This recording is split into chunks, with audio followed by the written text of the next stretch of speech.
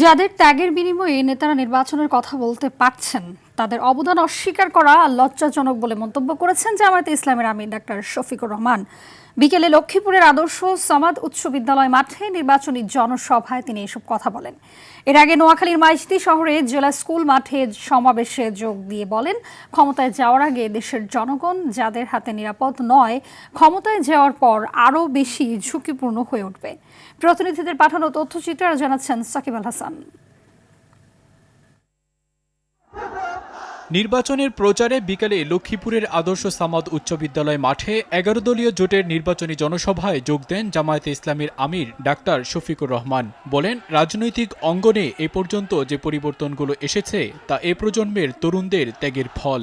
জীবন দিয়েছি, আয়নাগরের সঙ্গী হয়েছি, জেলে গিয়েছি, পঙ্গু হয়েছি, ঘর বাড়ি ছাড়া হয়েছে, কিন্তু আমাদের নেতৃত্বে পরিবর্তন আসে না। পরিবর্তন এসেছে আমাদের সন্তান সন্ততির নেতৃত্বে।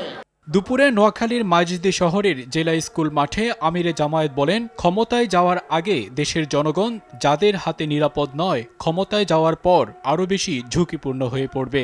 যারা ধৈর্য ধরতে পারেন নাই, বিভিন্ন অপকর্মে জড়িয়ে পড়েছেন, আল্লাহর কসম, ক্ষমতায় যাওয়ার আগে দেশের জনগণ যাদের হাতে নিরাপদ নয়, ক্ষমতায় যাওয়ার পরে আরো বেশি ঝুঁকিপূর্ণ হয়ে পড়বে জনগণ। এর আগে সকাল 11টায় ফেনী পাইলট উচ্চ বিদ্যালয় মাঠে যোগ দিয়ে আমির বলেন, যুবকদের হাতে বেকার ভাতা তুলে দিয়ে অপমান করার পরিবর্তে সম্মানজনক কাজের সুযোগ করে দিতে চায় জামায়াত। সমাজ, আমরা বন্ধু, তোমাদের হাতে বেকার ভাতা তুলে দিতে পারবো না। বেকার ভাতা তুলে দিয়ে তোমাদেরকে অপমানিত করতে চাই না। তোমাদের প্রত্যেকটা হাতকে দেশ গড়ার কারিগরের হাতে পরিণত করতে চাই। এদিকে ব্রাহ্মণবাড়িয়ার বাঞ্ছারামপুরে বড়বাজার খেলার মাঠে নির্বাচনী জনসভায় যোগ দেন দলটির সেক্রেটারি জেনারেল অধ্যাপক মিয়া গোলাম পরোয়ার। এ সময় শেরপুরে ঘটে যাওয়া হত্যার বিচার না হলে নির্বাচন প্রশ্নবিদ্ধ হবে বলে মন্তব্য করেন তিনি।